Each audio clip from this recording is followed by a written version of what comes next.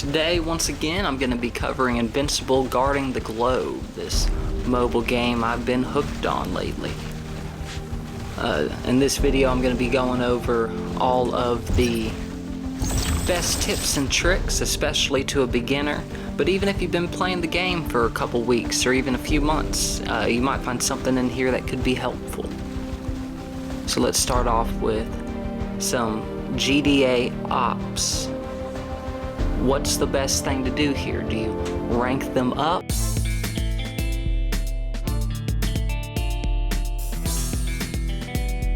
Level them up? Do you just leave them at base level so you could run it up as high as you can with high ranking characters? What's the game plan? And if you do level up, what do you level up first? These are all fantastic questions.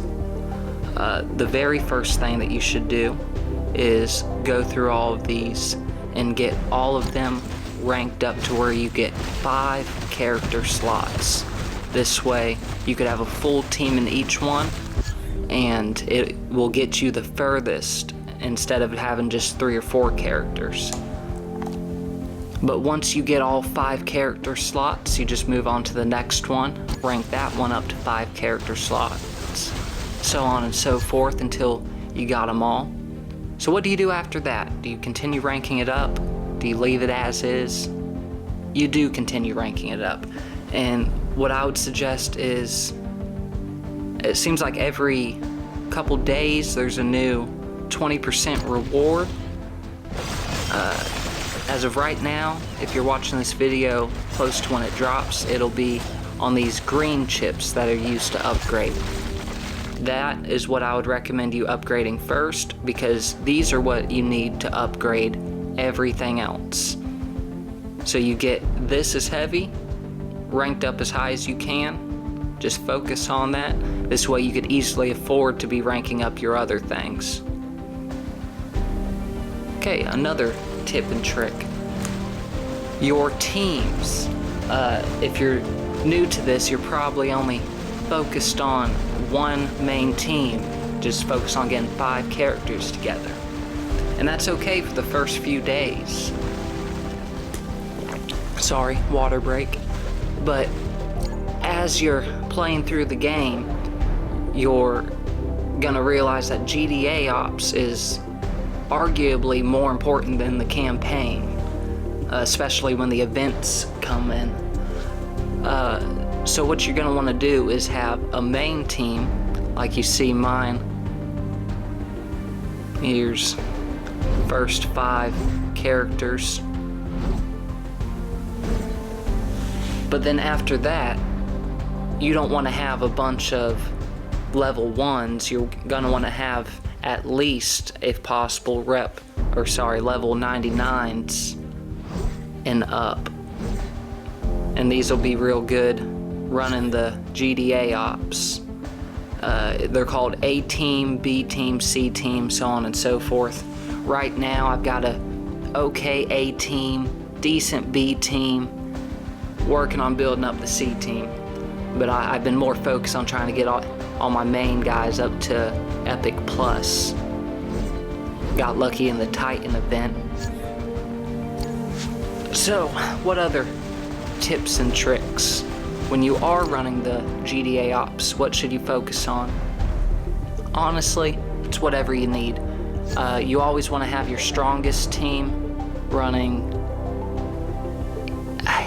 If you have a real strong team, severe risk GDA top or GDA risk event. But if you have my team or weaker, I hate to say that, you want to focus on the elevated risk GDA alert, because at least you have a good chance of getting whatever they're offering here. Like off this event, I actually managed to get the GDA obedience collar, so that's been real nice. But if you have a exceptionally strong team, then you should absolutely run the severe risk and get the highest rewards. Like right now it's Red Rush. I'm trying to get that right now since I already got the obedience collar. I'll update you guys in a few days and let you know how this team does, but I think you have to be stronger to have a good chance of getting anything. So talking about the campaign earlier, let's give some tips on that. If you are losing a campaign match because you're heavily outmatched like I am here, or even if you're not heavily outmatched, but maybe the clock's just running up and you're not beating them quite in time, I'd recommend focusing on your artifacts. I'm sure you have at least one, but I'd hope you have at least a good handful, enough for all of your main roster. So try switching around who has which artifact, and that could help. Or alternatively, try just switching around the positioning of characters, and just minor stuff like that could completely win you the match without even having to swap out who's who.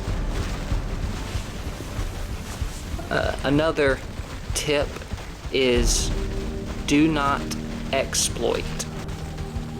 I know a lot of people were bragging about it over the last few weeks, like a bunch of people were exploiting on the Allen event. Just don't do it.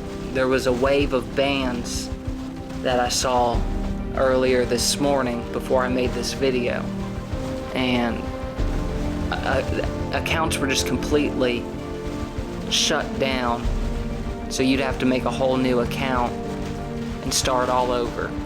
And that happened to hundreds at least of people who were exploiting the event.